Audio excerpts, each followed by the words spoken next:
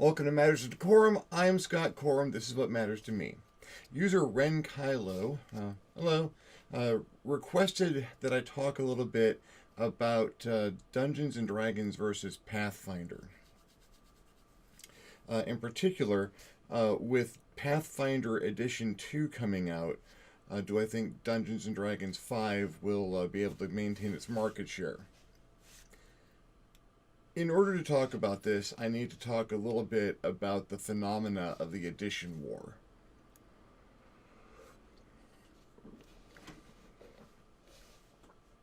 Gamers like a living product. Most role-playing gamers that I know, and certainly myself, I like to know that when I buy that book that it's got support, that I'm going to see material coming out for that book that supports that rule set and my games.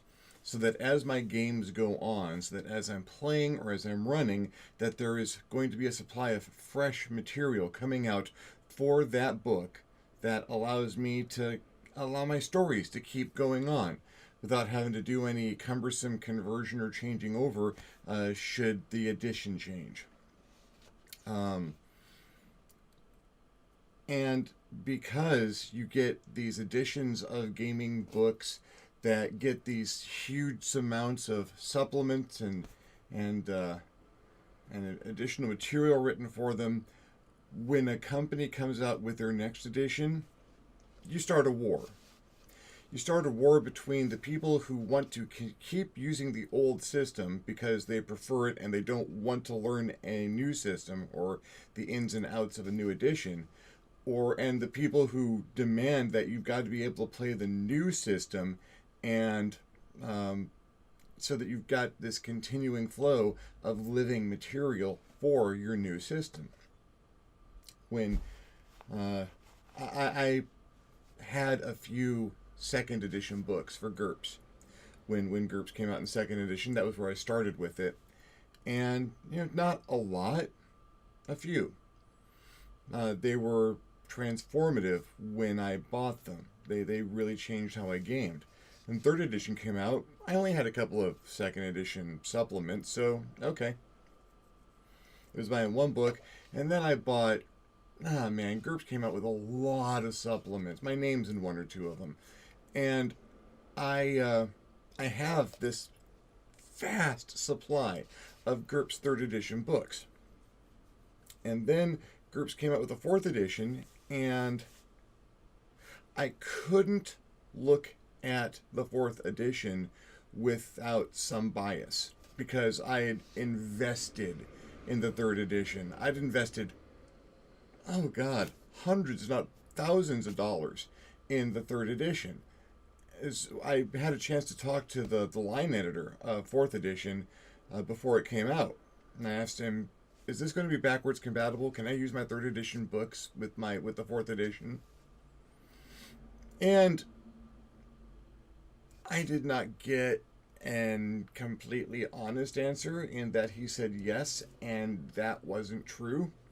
They changed just enough in fourth edition that you could kind of use the old stuff, but there was conversion involved, and you had to juggle stuff around, and you couldn't do stuff the way you'd used to do it. And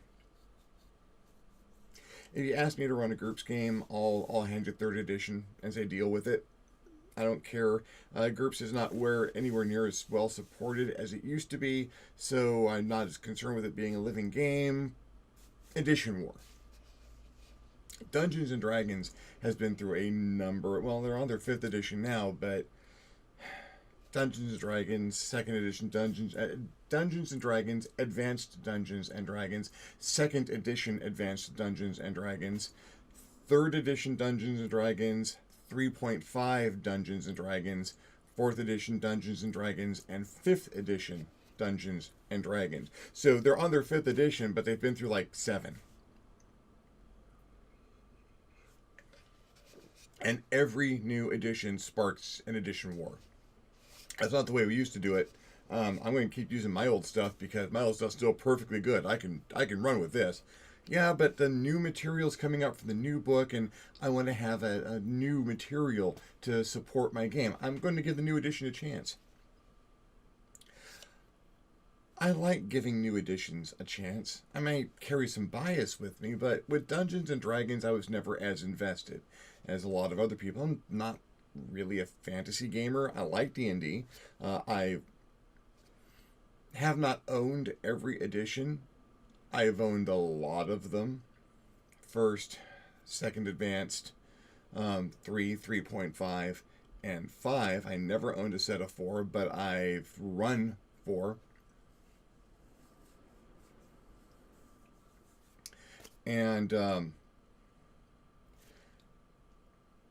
that large number of editions, many of which were packed into a very short amount of time, is where Pathfinder comes into it.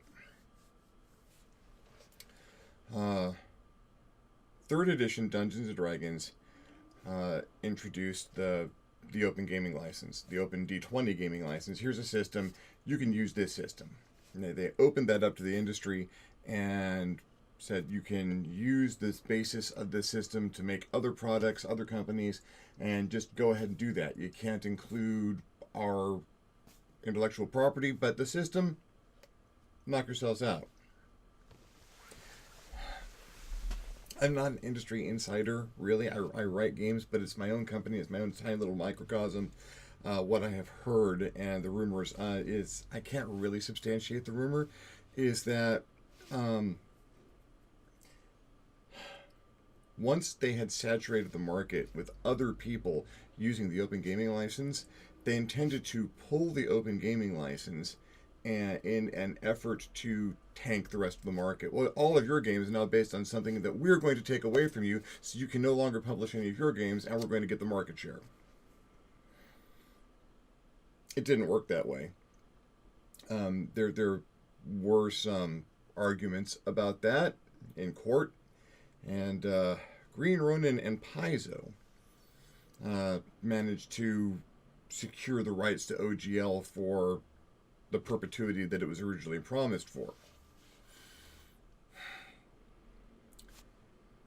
I bought D&D 3 when it came out, ran it, and was as upset as everyone else when 3.5 came out. 3 wasn't really wasn't perfect. It wasn't bad. It was a departure from things, and I liked the way they did things and had simplified some things and tidied up some others, but there were balance problems and issues, which 3.5 fixed. 3.5 wasn't perfect, but it meant that, just within a couple of years of buying these 3 big, hardback, 4-color, glossy print books, you had to buy 3 more. Pain in the... But I did. And 3.5 was perfectly serviceable. It was a decent system. It worked. It worked. And then it was going to go away. It was going to go away. 4th edition was coming out. We're doing everything differently now. And Paizo Publishing, who had been working with Wizards of the Coast very closely on printing Dungeon Magazine until that relationship was broken, decided, you know what, we like 3.5. You're not going to use it. You've got an OGL. We're going to use it. And they generated Pathfinder. Pathfinder is essentially Dungeons and Dragons 3.5 tidied up and tightened even a little bit more than the switch from 3 to 3.5. It's D&D 3.5, except the Rangers don't suck. Some other changes, and Pathfinder has taken on a life of its own. It started with that firm foundation in the Dungeons and Dragons style fantasy role-playing, and it became its own thing. And people who were upset by the rapid shift from 3 to 3.5 to 4, boom, right there in that short amount of time, jump ship. There's this company that is going to produce D&D 3.5 as a different game, and it's going to continue to be a living system with material coming out for it. Awesome, I'm in.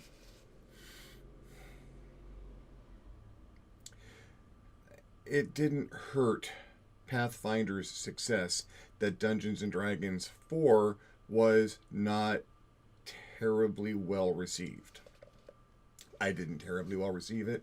A lot of people didn't. Some people swear by it. That's fine. And a lot of people for whom it was their first D&D really enjoyed it. And I'm not going to criticize someone for their love of a particular edition. If it works for you, it works for you. These are all rules for imagining your adventures. There's no wrong way to do it. There's a way I prefer to do it, but you may prefer a different way. Your mileage may vary, and your D&D is your D&D. That's fine. D&D 4 was crippled. I'm not going to go into too many details, but they had planned to have an extensive online experience run neck and neck with the print experience, and the online experience would have filled in some of the gaps in complexity and the necessity to have diagrams and keep track of things. And a tragedy prevented the digital experience from existing the way it needed to. They planned for it. They tried to get it out, but again, it was a tragic occurrence, and they didn't make it. So what they presented as D&D 4.0 was half a game. I had my problems with it, and a lot of people did. But there is D&D 3.5, still alive, still running, still supported, still flying right over there at Paizo with Pathfinder. I've got a copy of Pathfinder. I like it. It's perfectly serviceable. It's D&D 3.5, which was also perfectly serviceable.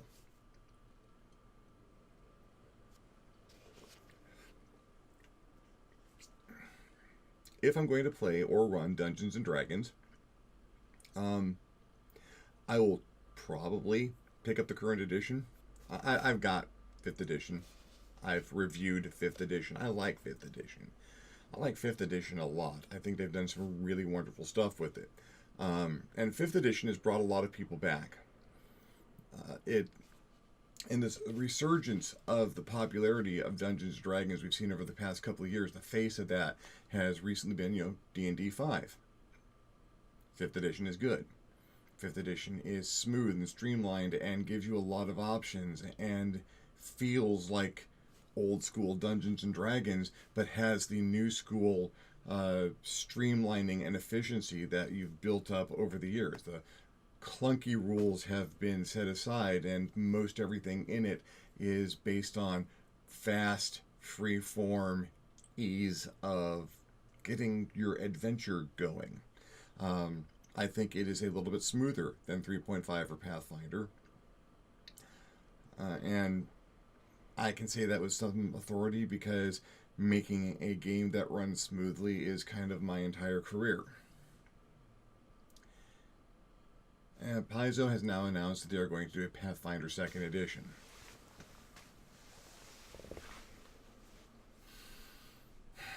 I haven't heard anything about it. I don't know what its mechanics are going to be like. Wizards of the Coast has not thrown open the 5th edition rules as an open gaming license, not to my knowledge.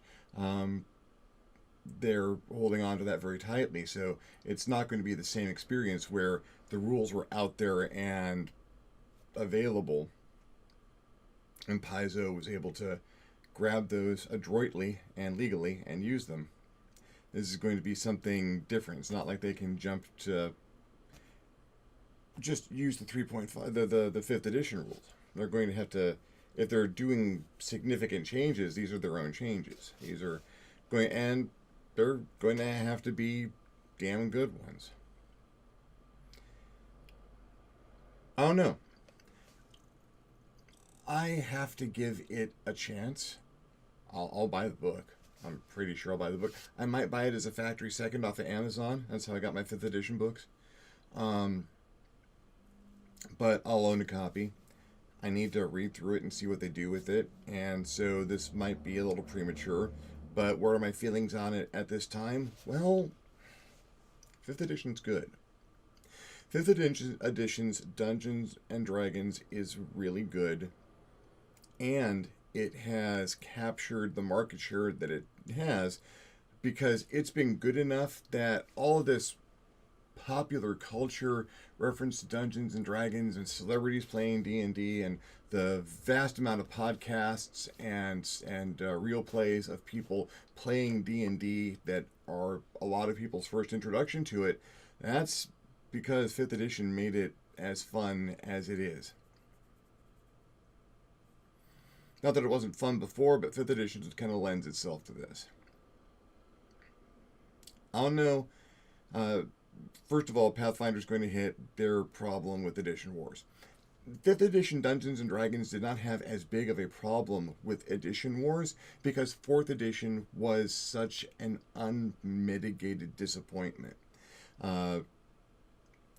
And Wizards of the Coast went to a large amount of effort to play test 5th edition and put it in front of people during the design process and say what works, what doesn't work, what do you think will work. And the result is kind of stunningly good. I haven't seen that effort from Paizo. But when 5th edition came up, one, people had had a chance to see what it was going to be like, and they liked a lot of what they saw, and it wasn't 4th edition. That really got it over a lot of hurdles. It wasn't 4th edition.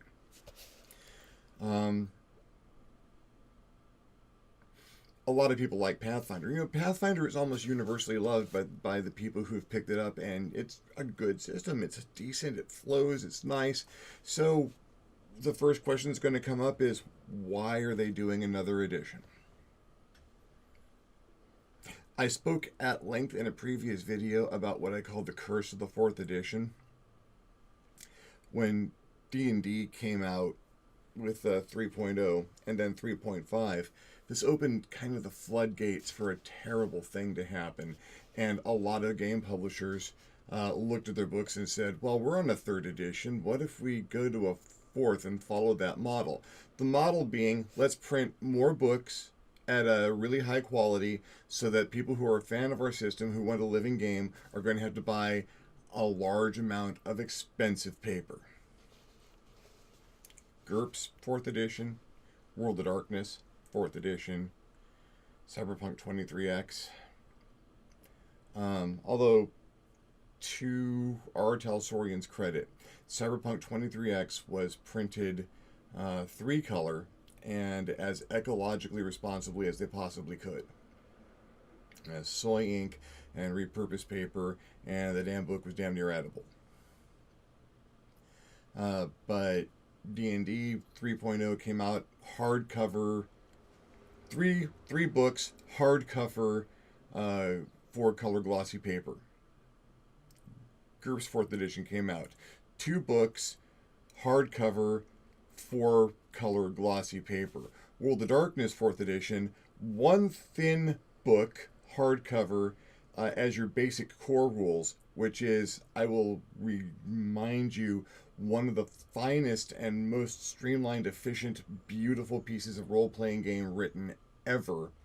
And then all of their setting material, werewolf, vampire, Promethean, what have you, as these big, honkin' foil hardcover books with, if not color interiors, 2 or 3 color interiors, 1 or 2 extra colors, with a beautiful books with amazing art, but you're having to buy all these books all over again. They scrapped their entire setting at the time. They just finished it and gave us all new material, so nothing was backwards compatible with what you had done before.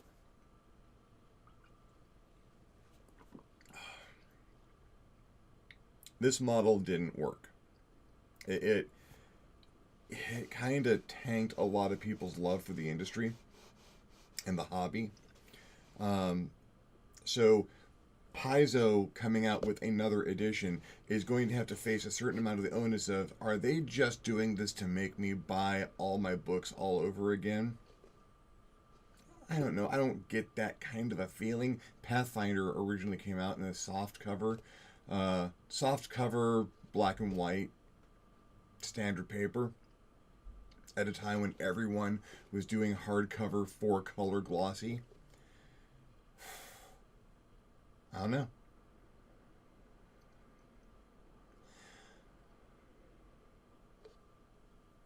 It's got some up. Pathfinder 2's got some uphill fighting to do. Why are they coming out with a new edition? I like the old edition. Why are you making me change my books?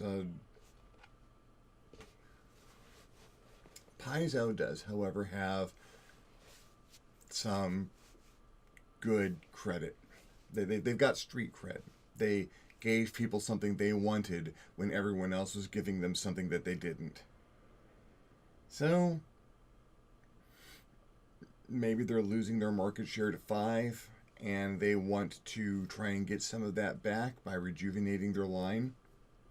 Maybe they want to try and get a bump in income by releasing another book and getting a repetition of all their sales, or a number of them. Maybe they genuinely have something better to say. They might have a good system that has arisen through years of people playing it and making commentary and sending them feedback, and they've honestly sat down and gone through all of that and refined what they've had to something that is a superior product, and now it's time to release that. I won't know till I read it. I can't even make a decent guess at it. I'm not seeing the engagement with the community that I saw with D&D 5. I'm not seeing a lot. I'm not seeing a note or two about an interesting mechanic here and there. When I heard about the advantage and disadvantage mechanic in D&D 5, I was sold. That's when I was buying the books. Long before they actually became available. It was like, oh, that's a really good mechanic. I really wish I had to come up with that. Yeah, I'll buy those books. Paizo's got time. They can still hit those marks, but they're going to have to. I'll do a review of Pathfinder 2 when it comes out, because it is an interesting enough subject that I'm going to have to. I'm going to have to do something to cover that. I mean, I've got a couple of things to do with my own systems in the future, but I don't know if a new edition is going to be one of them. If it is, rest assured, I'm going to follow some of the good examples I've seen.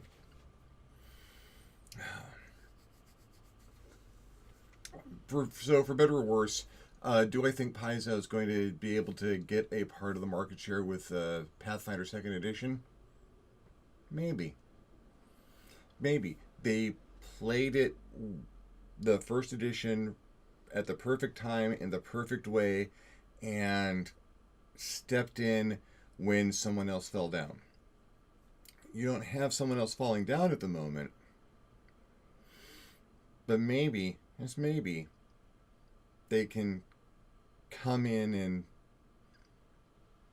show us something new.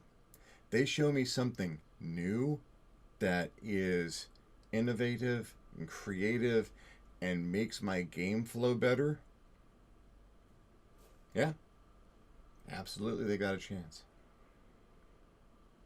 Well, thank you for following me along on this particular gush of opinion. If you liked the video, give me a thumbs up. If you didn't like the video, give me a thumbs down. Feedback is feedback.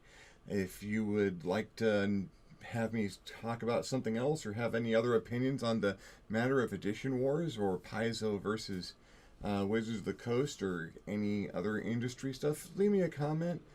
Questions, comments, things you want me to discuss. I'll love getting a comment. You'll love leaving me a comment. If you'd like to see my videos come out as soon as they do, and why wouldn't you, go ahead and hit the subscribe button. If you do hit the subscribe button, you might want to hit the little notification bell so that you know exactly when the videos come out. If you'd like to help out in a more substantial way, I invite you to hit me up at my Patreon page, www.patreon.com/ScottQuorum, and consider donating. Absolutely anything helps and allows me to make better videos more often. In the meantime, thank you very much for your attention. I'm Scott Quorum, this is what has mattered to me, and I will see you next time on the next Matters of DeCorum.